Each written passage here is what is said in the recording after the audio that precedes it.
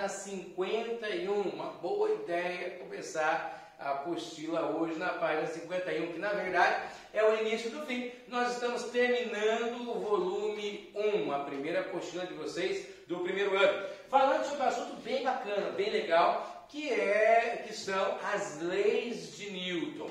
E para começar a falar sobre as leis de Newton, são elas três. Eu vou ter que citar em muitas ocasiões princípios de Galilei. Afinal de contas, Galileu foi quem teve as ideias iniciais e por conta da Santa Inquisição não pôde desenvolvê-las, porque Galileu vivia na Itália e esse país extremamente católico estava sob as asas da Santa Inquisição e não podia ficar inventando muita coisa, senão a pessoa inventava e perdia a cabeça. A pessoa era executada, né? Por mudar as leis antigas que a igreja do começo dos tempos tinha dito que era verdade. Daí, se de repente alterasse, essa igreja quebrava a cara e não era bacana que isso acontecesse. Mas enfim, já Newton, Sir Isaac Newton, é inglês, viveu na Inglaterra, como todo bom inglês, né, já que ele é inglês, mas enfim, ele viveu na Inglaterra, e na Inglaterra eles tinham uma situação totalmente livre, porque uma igreja católica nova tinha sido criada lá, chamada Igreja Católica Anglicana, e essa igreja católica não tinha velhos dogmas, então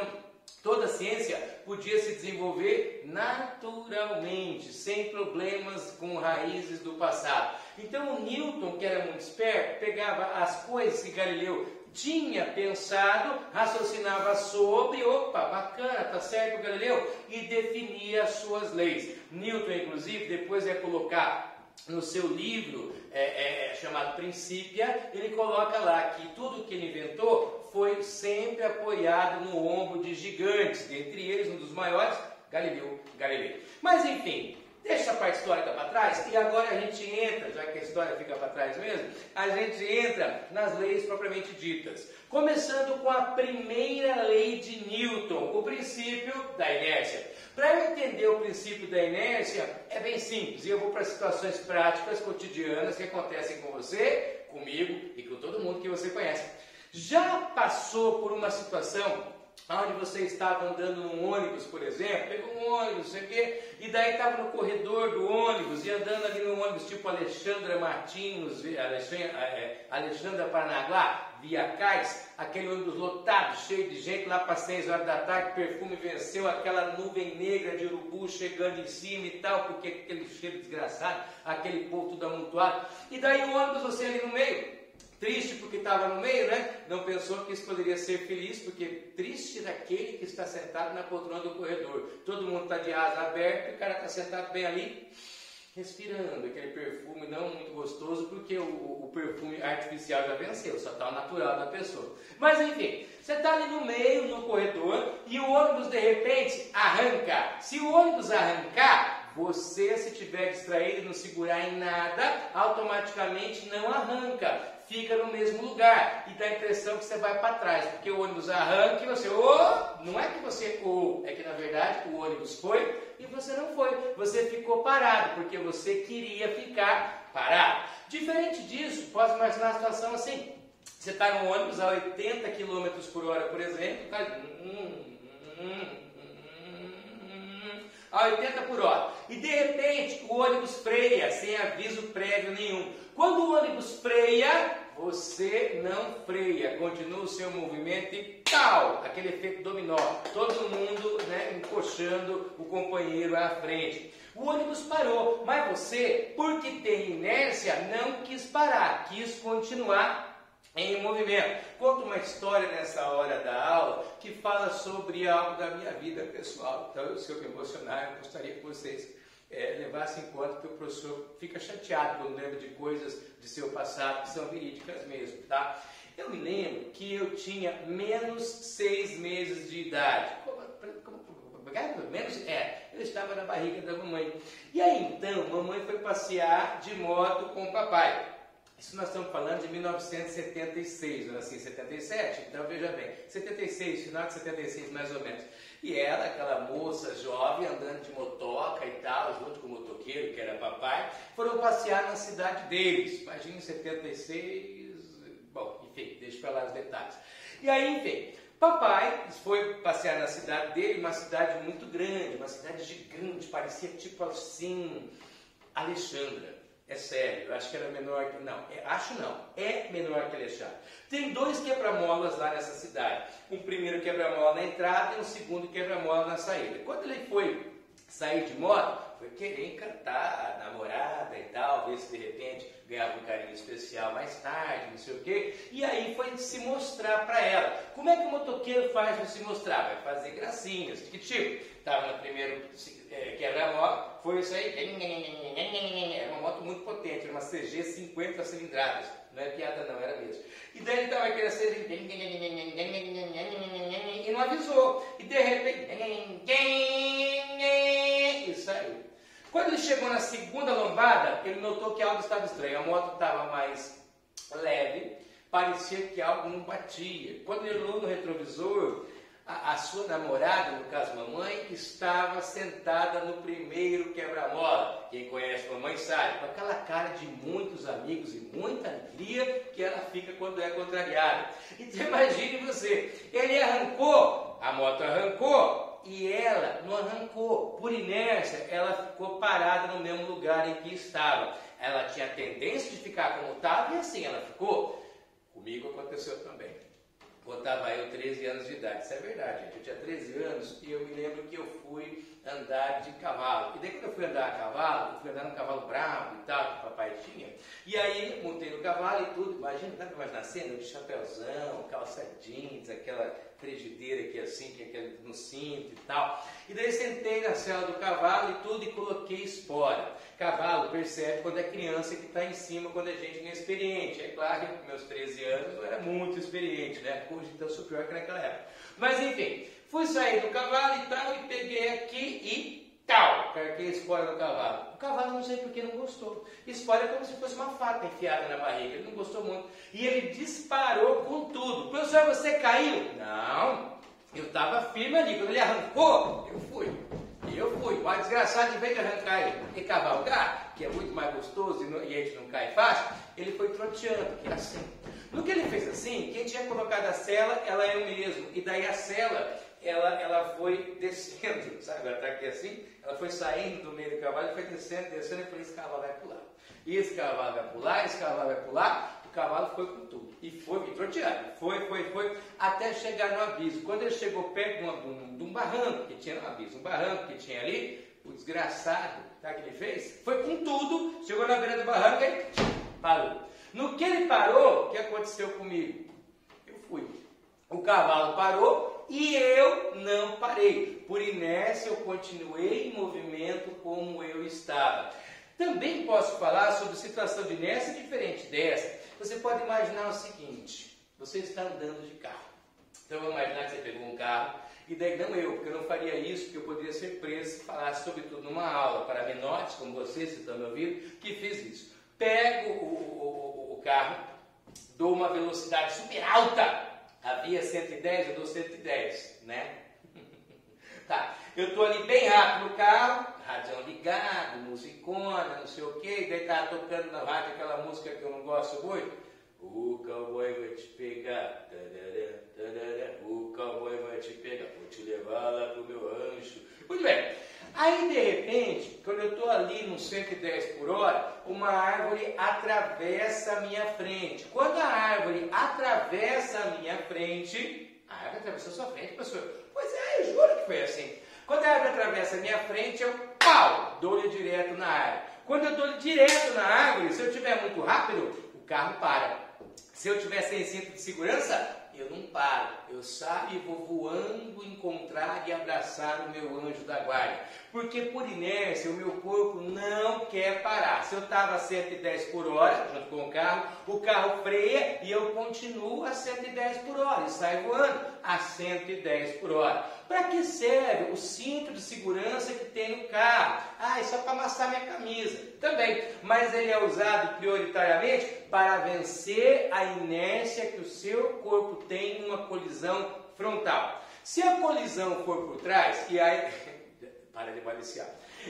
Quem aqui de vocês que nunca levou uma colisão por trás? É muito normal, todo mundo sabe, isso acontece com todo mundo, a gente faz parte.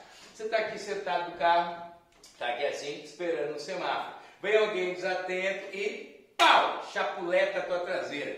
Quando sua traseira é chapuletada, imagina a reação de vocês em casa agora nessa hora, mas quando sua traseira é chapuletada, você é empurrado com tudo para frente. O carro vai para frente, você vai para frente. Mas se não tiver o encosto de cabeça aqui atrás da sua cabeça, o corpo vai e a cabeça, por inércia, fica aí, quebra o pescoço.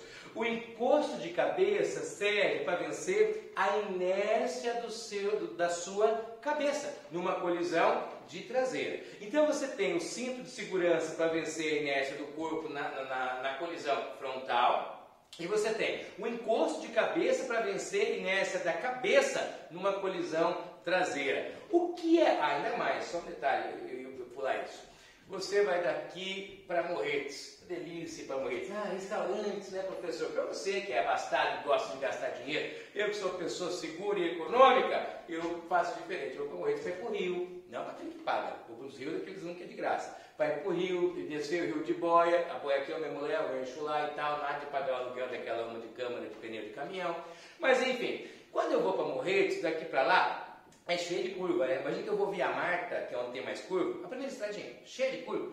Quando eu vou fazer curva, olha só o que rola. Professor, é verdade, quando a gente faz curva para cá, a gente vai para lá, né? Não é! Não é. Na verdade, o que acontece é o seguinte, se eu estou indo com o carro aqui e o carro fez curva para cá, por inércia, eu quero continuar reto, eu não quero virar. Então o carro vira e eu vou reto e bato na lateral do carro. Se o carro vira para lá, eu vou reto e bato na outra lateral do carro. Por inércia, eu quero manter no movimento que eu estava. Eu não quero mudar. O que é inércia? Eu vou colocar isso aqui no quadro. E é até bom, gente, que na apostila isso aí está bem solto e cheio de definições. E é muito mais simples do que o que parece, tá? O que é inércia? Inércia é a propriedade que os corpos têm de manter seu estado original, do jeito que estava no começo, seu estado original de repouso. Se eu estiver parado, eu quero ficar parado, ou movimento reto e uniforme. Isso é uma tendência, eu quero manter o estado que eu tenho, eu não quero alterar o meu estado de movimento. Isso é inércia. E o que mede a inércia de um corpo? A medida da inércia de um corpo é a massa. Para você fazer um corpo mudar o seu movimento, ou seja, começar a se mexer, ou deixar de se mexer, deixar de ir reto ou continuar a ir reto, para você fazer, deixar de ir reto, né, se já estivesse indo, para você fazer o corpo mudar o seu movimento, tanto mais difícil é quanto mais massa tiver. É mais difícil parar um caminhão do que parar um carro. É mais difícil parar um urubu do que parar um beija-flor. É mais difícil parar uma pessoa gordinha do que parar uma pessoa magrinha. É mais difícil pôr em movimento um carro do que pôr em movimento uma bicicleta. Quanto mais massa tem, mais inersudo é o corpo. O que é massa? Massa em física é a medida da inércia do corpo. Quanto mais massa, mais inércia tem o tar do corpo. Tudo bem? Quanto mais massa, mais inércia tem o corpo. Beleza, isso aí tudo foi definido por Newton, professor? Não. Isso foi definido por Galileu. E ainda vem uma outra definição, também feita por Galileu, muito bacana, que deu origem à primeira lei de Newton. Entendeu? Que o Newton pega as ideias do Galileu, generaliza em leis, as leis de Newton. Muito bem, vou apagar essa parada aqui e vamos entender como é que é isso. Eu vou colocar aqui um experimento que está no livro do Galileu Galilei, onde ele conta essa ideia que ele teve. Qual é o experimento? Isso aqui vamos chamar de experimento ou experiência de Galileu. Experiência de Galileu. Como é que funciona a tal da experiência de Galileu? Muito simples e muito didático, muito importante. Como é que ele pensou? Ele pensou aqui o seguinte, ó, imagine que você vai usar um brinquedinho. O Hot Wheels, lá da Idade Média, tudo bem? Do século XVII.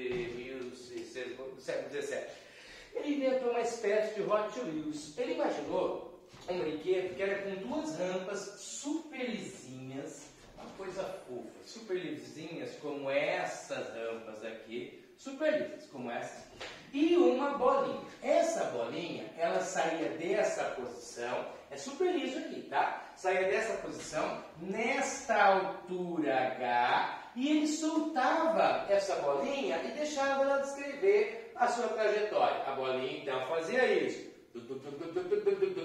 E até uma certa posição, que é essa posição que eu estou desenhando aqui, ó.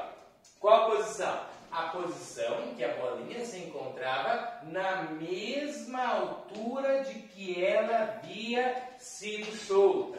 A bolinha fazia esse movimento, e tal, e voltava,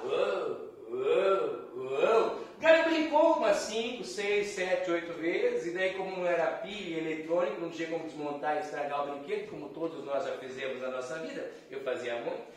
Ele pegou e falou, quer saber de uma coisa? Eu vou trocar esse brinquedo, eu vou pegar e vou construir uma pista muito mais legal, muito superior a essa porcaria de pista que eu inventei. Vou fazer uma pista Shucks. Como é que é uma pista Shucks? Uma pista Shucks é uma pista muito Shucks. Então, o que ele fez? Ele idealizou a primeira rampa igual era, já viu, né? Já, tá beleza.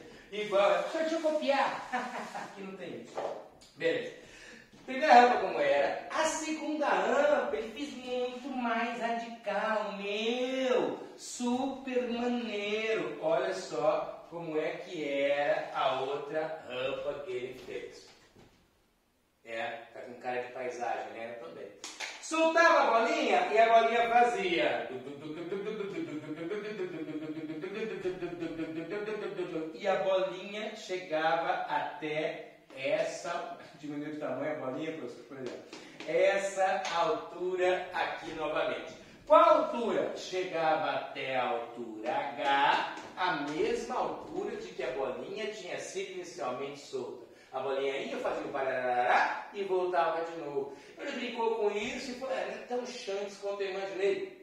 Vou fazer uma pista muito mais legal de verdade. E daí ele pensou em fazer uma pista assim, olha a ideia do Galileu. Perceba que na primeira pista, a bolinha ia até a altura de que tinha sido solta. Na segunda pista, independentemente do desenho, a bolinha ia até a altura de onde tinha sido solta.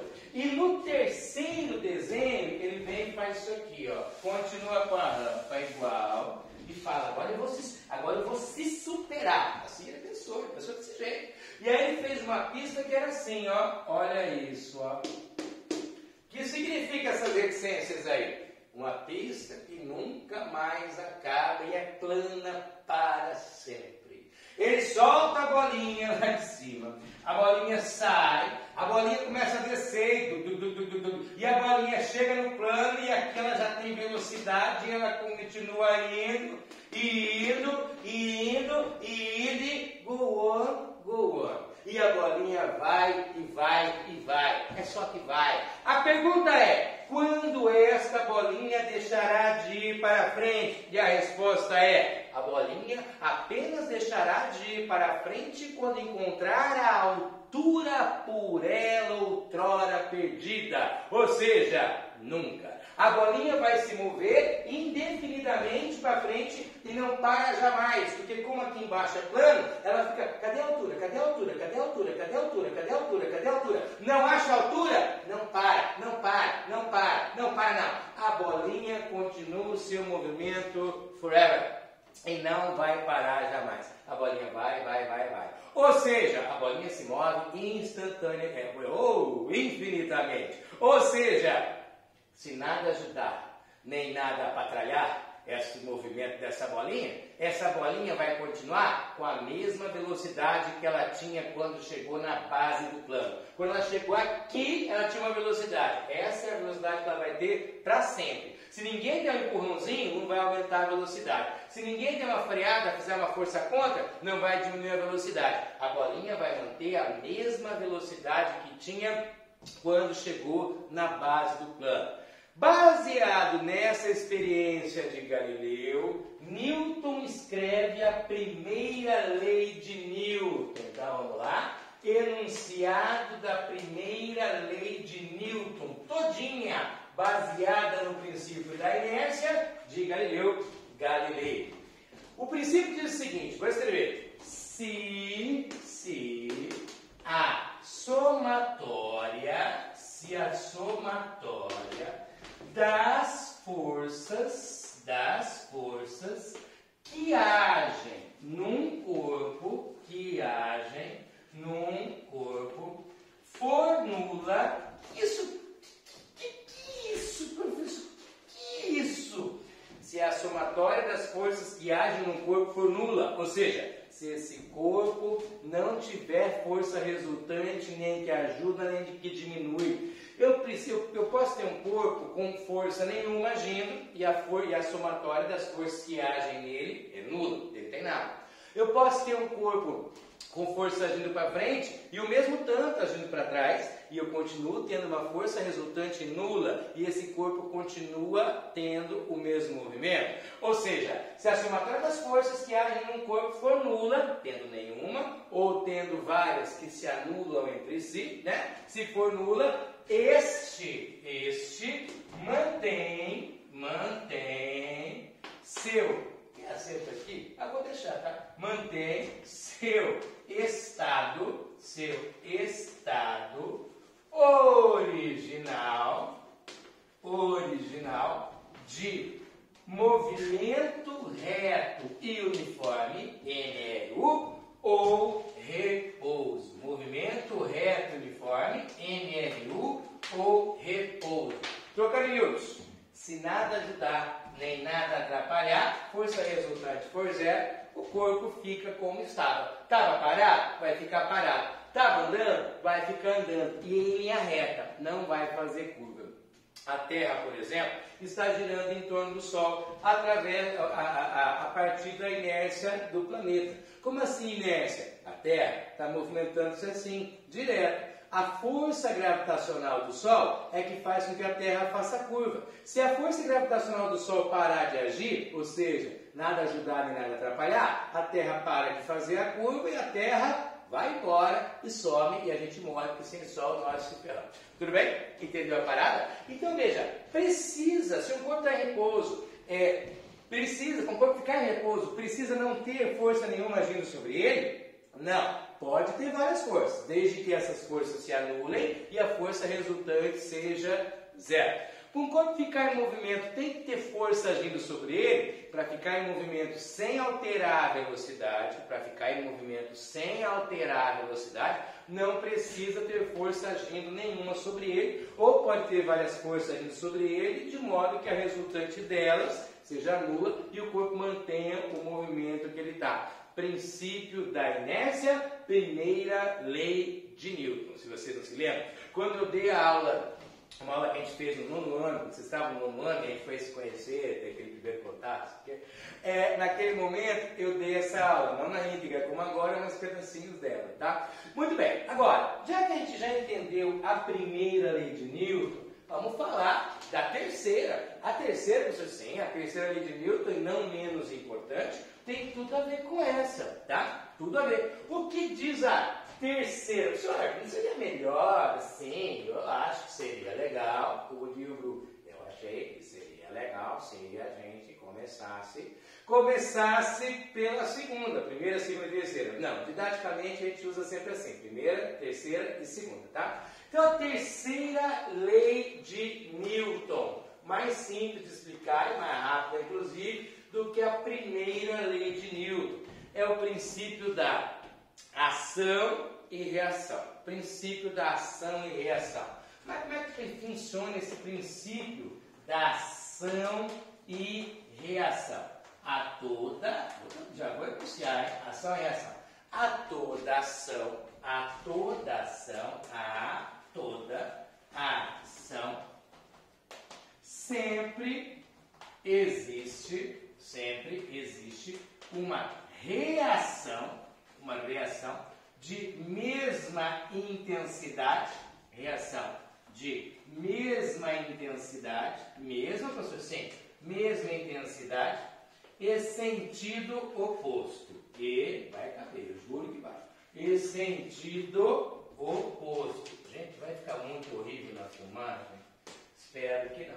A toda ação sempre existe uma reação de mesma intensidade sentido oposto, desculpa, e mesma direção. Esqueci de escrever. E mesma direção. Agora não lascou. Agora você está torcendo aí para não caber, né? Eu sei. Só para eu me ferrar, porque na filmagem e tal, lascou. Daquele jeito, por aí. Então assim, ó, a toda ação sempre tem uma reação. O que isso quer dizer? Se eu dou um tapa no quadro, o quadro dá um tapa em mim. Ação e reação. Vai lembrar, se eu dou um tapa na tua cara, você dá uma carada na minha mão. Se eu fizer 1000 newtons na sua cara, você faz 1000 newtons na minha mão. Se eu der uma joelhada na tua barriga, você dá uma barrigada no meu joelho. Se eu pegar um pedaço de pau e eu der uma paulada no seu bumbum, você dá a bumbunzada no meu. Veja, ação e reação. Sempre toda ação tem uma reação. E o valor da ação igual da reação. E a direção igual, porque ó, se a ação é assim, a reação é assim. Direção horizontal. Se a ação é assim, a reação é assim. Direção horizontal. Se a ação é assim, a reação é assim. Direção vertical. Porém, sentido oposto. A ação é de um lado e a reação é sempre do lado contrário. Agora, para entender, isso é sempre do mesmo jeito? Sim, sempre do mesmo jeito. Mas então, tem que entender uma coisa. Tem um problema que eu fico assim, ensimesmado com essa situação. Toda vez que você fala de ação e reação, tem que ter o mesmo valor, né? Isso, tem que ter o mesmo valor. Deixa eu apagar isso aqui, tá? Não copiei. Eu vou imaginar uma situação que é assim, puxa, que pena que eu não tenho, que essa aula não vai acontecer presencial com a gente no tete-a-tete e tal, né? Porque eu poderia usar de exemplo certas pessoas, que é claro que ninguém tem ideia de quem seja, para poder fazer o exemplo, a pessoa ia ficar com vergonha e tal, ia ser bem engraçado. Mas enfim, como não tem, vamos se virar com o que a gente tem. Então imagina o seguinte, a situação de você ter um cavalo e uma carroça, adoro esse exemplo, um cavalo e uma carroça. Quando tem um cavalo e uma carroça, fatalmente, vamos imaginar que eu seja o cavalo e a carroça seja essa pessoa que ninguém na sala sabe de quem estamos falando, né? Muito bem. Aqui assim, copiou? Estamos imaginando a situação? Então, aí está aqui. O cavalo começa a andar e vai, toca o cavalo. O cavalo começa a andar. Quando o cavalo começa a andar, o cavalo puxa a carroça para frente e a carroça puxa o cavalo para trás. Ação e reação. Se a carroça fizer uma força de 500 no cavalo e o cavalo fizer uma força na carroça de 500, que é ação e reação, né? Na verdade o cavalo puxa a carroça com 500, a carroça reage puxando o cavalo com 500.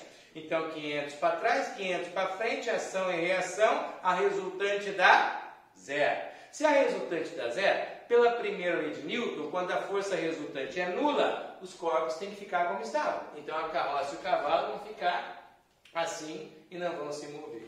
Não é o que acontece na prática. Na prática, a carroça e o cavalo vão para frente. É o que acontece. Então me parece que a ação e a reação, elas não estão se anulando, apesar de ter o mesmo valor. Algumas pessoas vão responder assim, mas é porque a ação é um pouquinho maior do que a reação. Não! A ação tem o mesmo valor da reação. Isso aí é ponto, sempre é assim. Mas por que então que não se anula? Você vai entender. A ação é o cavalo puxando a carroça. A ação age na carroça. Se eu pensar apenas na carroça, eu vou ter a força que o cavalo faz nela. Já no cavalo, eu tenho a reação da carroça. A carroça está puxando o cavalo. A ação é na carroça, a reação é no cavalo. E são corpos diferentes. Se você pensar apenas no cavalo, o cavalo está com suas patas empurrando o chão para trás. O cavalo empurra o chão para trás, por reação o chão manda o cavalo para frente. A reação do chão vence a força que a carroça faz no cavalo e o cavalo vai para frente. Se eu pensar só na carroça, eu tenho a força do cavalo puxando a carroça para frente. E tem o atrito entre as rodas da carroça e o chão. Se o atrito perder para a força que o cavalo faz na carroça, a carroça vai para frente. A ação e a reação não vão se anular, porque elas sempre agem em corpos separados. Quando eu estou nadando, eu empurro a água para trás e a água me empurra para frente. Ação na água, reação na minha mão. Quando eu estou andando, eu empurro o chão para trás e o chão me empurra para frente. Ação no chão, reação em mim. Ação e reação são em corpos separados e por isso que não se anulam nunca. Coloquemos aqui, ó, a ação, isso é bem importante. A ação nunca, isso é jamais, hein? Nunca é anulada pela reação, nunca é anulada pela reação, pois agem em corpos distintos, nunca é no mesmo. Ação e reação nunca se anulam. Na prova, eu vou colocar isso. No vestibular, vamos explorar isso. No Enem, vamos explorar isso. Então você tem que saber isso, que ação e reação têm o mesmo valor, têm a mesma direção, têm sentidos opostos e não se anulam jamais, porque uma age num corpo e a outra age em outro corpo. São corpos diferentes, joia? Corpos diferentes. Nós vamos fechar agora com a tal da segunda lei. Pô, professor, a segunda lei deve ser difícil, né? Porque a primeira eu achei fácil. Negócio de inércia, o corpo fica parado, está parado, quer ficar parado, está andando, quer ficar andando. É bem isso. E esse negócio de ação e reação, toda ação tem uma reação, e elas nunca se anulam, porque são corpos diferentes. E a segunda lei? Nada complicado. O que diz a segunda lei de Newton? A segunda lei, não menos importante. Agora, vamos falar bem pouco dela, nem tanto, tá? Mas ela vai ser usada pra caramba durante o ano inteiro. Segunda lei de Newton. Vamos imaginar a situação para entender como é que rola isso. Imaginemos duas pessoas sentadas aqui. Tudo bem? Duas pessoas sentadas aqui. Não estou conseguindo lembrar de ninguém gordinho. Na sala de vocês é todo mundo sequinho, né? Não tem nenhum gordinho para a gente poder usar de exemplo. Mas enfim, vamos imaginar que nós tenhamos uma pessoa de 50 quilos sentada aqui. Tudo bem? E uma pessoa de 90 quilos sentada ali. 50, 90. Vou pegar o meu pezinho. Você que eu estou de tênis hoje? Eu estava de preguiça de botar gravata e coisa, eu vim de esporte, assim hoje. Mudar um pouquinho. Depois eu venho de gravata de novo. Eu só de gravata interna, paletó completo. Mas enfim, uma pessoa de 50, pessoa de 90. Aí eu vou aplicar uma força, a mesma força, na de 50 e na de 90. Eu aplico a força na pessoa de 90 quilos, pau! A pessoa vai só até ali, cai, porra, foi ótimo. Pega a pessoa de 50 e aplica a mesma força, pau! A pessoa sai com tudo, sai acelerada do lado de lá. Quanto menor massa tem o corpo, mais aceleração ele vai ter para uma mesma força. Ou seja, quanto mais massa, menos aceleração. Quanto menos massa, mais aceleração. Essa lei é chamada lei da proporcionalidade. Justamente por isso, ela mostra a proporção entre a aceleração e a massa do corpo para uma mesma força aplicada. Ela é conhecida como lei da Frama. Força resultante é massa vezes aceleração. É Frama porque é força resultante, é FR, tá? Eu não entendi o que você falou, não consegui enxergar olhando para isso. Eu vou escrever diferente então. Se eu escrever assim, A igual a FR sobre M, aí você vai perceber. É só passar a divididos, né, gente? Você vai notar que conforme a massa é grande, a aceleração é pequena. Ou seja, a aceleração e massa são inversamente proporcionais. Por isso chamada lei da proporcionalidade. A igual a FR sobre M. Segunda lei de Newton. Como que eu vou aplicar isso? De maneira super simples. Eu quero que vocês façam os testes da apostila, não são muitos. E são fáceis, bem fáceis, e a aula contou praticamente todos, inclusive nos exemplos, tá? Mas exemplos ficou gay pra caramba, vou prosseguir.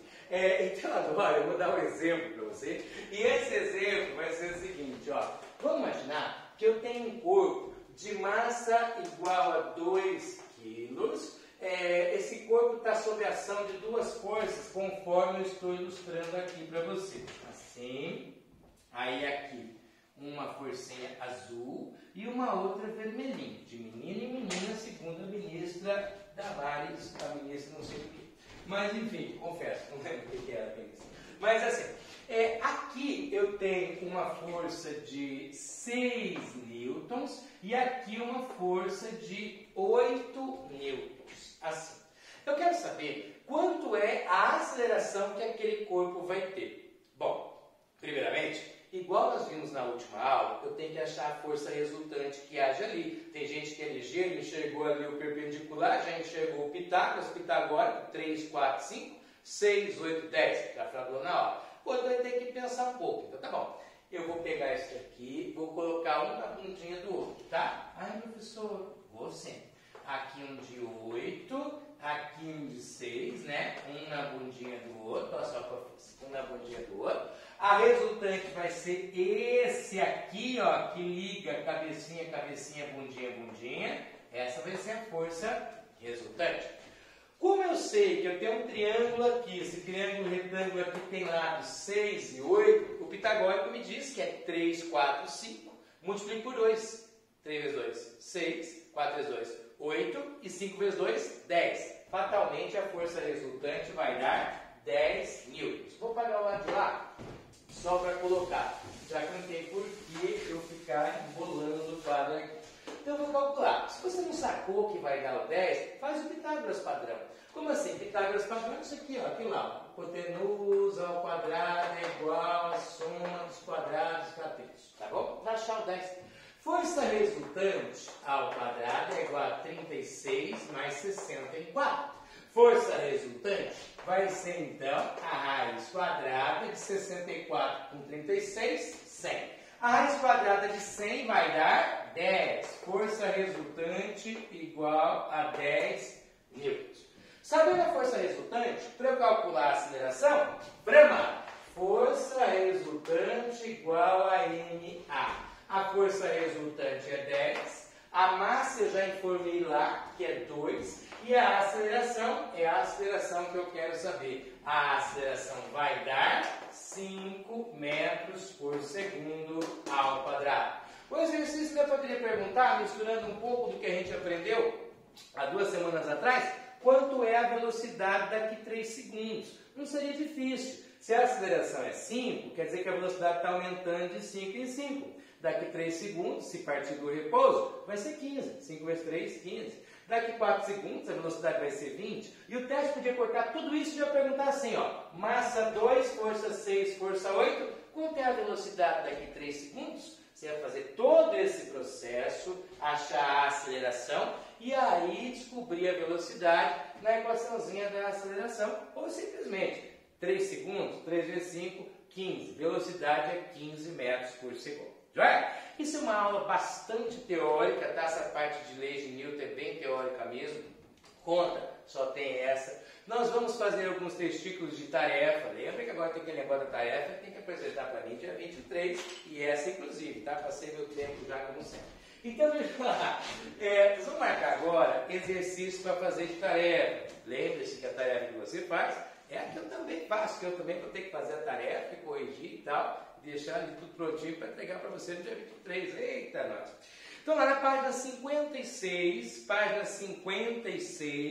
nós vamos fazer de tarefa o exercício número 1, 2. Aí na página 57, o 3. Aí na página 58, o 4, o 5 e o 6. É tudo muito fácil de fazer. Você não vai gastar para fazer esses 6 exercícios nem 15 minutos, mas de jeito nenhum que gasta 15 minutos para fazer. Até porque 4 deles eu contei na aula do jeitinho que eles estão aí. Você vai responder de boa, tá? Os outros 2 não contei do jeitinho que está aí, mas está bem facinho de você resolver, tá bom? Boa fazeção. Boa execução. solução dos exercícios da tarefa de casa para vocês e a gente se fala de novo na semana que vem, se Deus quiser. Um grande beijo na alma de todos vocês. Tchau!